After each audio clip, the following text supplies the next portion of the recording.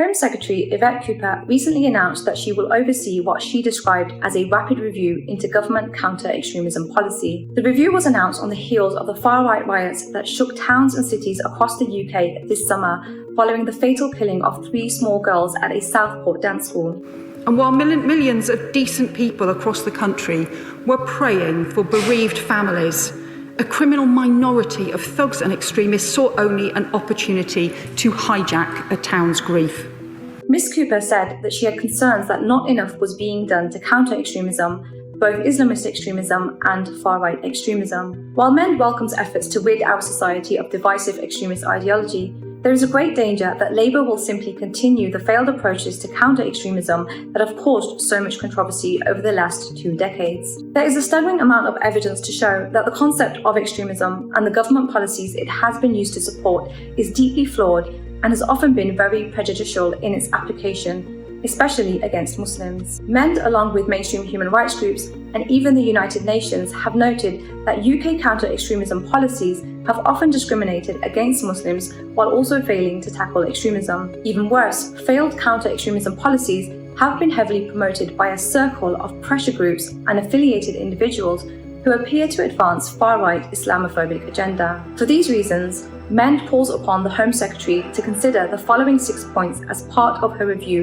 into counter-extremism policy. Firstly, the government should abandon the politically charged definition of extremism introduced by former Secretary of State for Communities and Levelling Up, Michael Gove. The definition defines extremism as: extremism is the promotion or advancement of an ideology based on violence, hatred, or intolerance that aims to negate or destroy the fundamental rights and freedoms of others, or undermine, overturn, or replace the UK system of liberal parliamentary democracy and democratic rights, or intentionally create a permissive environment for others to achieve the results in 1 or 2. The types of behaviour below are indicative of the kind of promotion or advancement which may be relevant to the definition and are an important guide to its application. The further context below is also an essential part of the definition. As leading human rights groups have pointed out, the definition is vague, which means that it can be easily exploited to crack down on non-hateful, legitimate speech simply because authorities might find that speech challenging. This means that the definition poses a real threat to freedom of speech and democracy. Mainstream Muslim organisations, including MEND, must be removed from any list that assesses groups for ties to extremism. When Gove revealed the new definition in March 2024,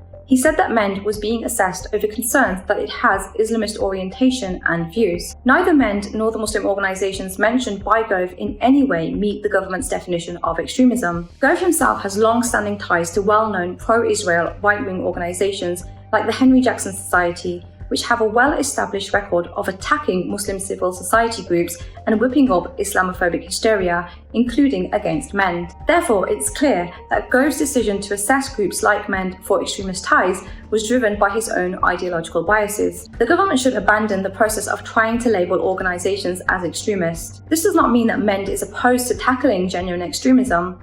Of course, we support efforts to root dangerous actors out of our society. But the lack of an agreed upon and workable definition of extremism risks the term being used by politically biased actors within government to crack down on legitimate freedom of speech. It's important to understand that we already have the legal tools in place to deal with extremism, which authorities are able to use if someone is found guilty of engaging in criminal behaviour, like laws criminalising hate speech, public disorder, and violence. If the government takes upon itself the power to decide which groups are good and which are bad, rather than deferring to existing legal powers, there is a risk that we end up following the lead of authoritarian regimes like Russia's Putin, who are known to use counter-terror laws simply as cover to outlaw groups who they don't like. The government should repeal William Shawcross's independent review of Prevent and conduct an investigation into how the review process was allowed to be led by such a clearly ideologically biased individual. When then Prime Minister Boris Johnson announced in early 2021 that the review into the government's flagship counter-terror strategy called Prevent would be led by a man named William Shawcross, leading human rights charities condemned the decision. But why? The main reasons had to do with Shawcross's clear ideological biases, particularly his past of making Islamophobic statements. For example, when he was a leader of the right-wing Islamophobic think tank, the Henry Jackson Society, Shawcross said that Europe and Islam is one of the greatest, most terrifying problems of our future.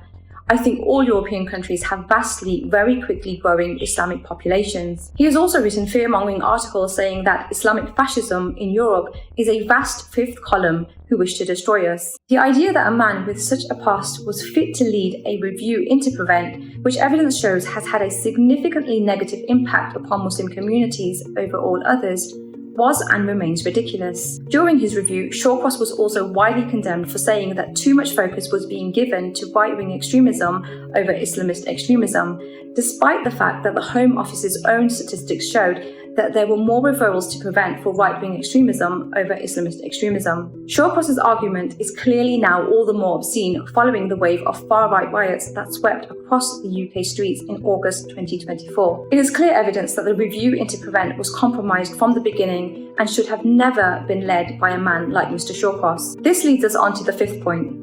The time has come for Labour to remove the failed Prevent strategy. Human rights bodies and academics have showed time and time again that there is zero evidence to show that Prevent has played a significant role in stopping people from being drawn towards extremist ideology. Furthermore, there is overwhelming evidence to show that Prevent has disproportionately discriminated against Muslims, including Muslim school children, making it structurally Islamophobic. Even highlighting the flaws of Prevent can be falsely pointed to as a marker for extremism, leading to a Prevent referral. Surely in any free democracy, all citizens should be able to exercise their right to criticise flawed government policies. Finally, Labour must appoint a genuinely independent individual to carry out its review of counter-extremism policy. This should be an individual who has the trust of communities who have been impacted by government counter-extremism policies over the years, especially Muslims. Labour must move away from the conservative-era practice of setting up so-called independent inquiries, which are then just led by ideologically driven individuals who share its policy positions. Obviously, such a process cannot be called independent,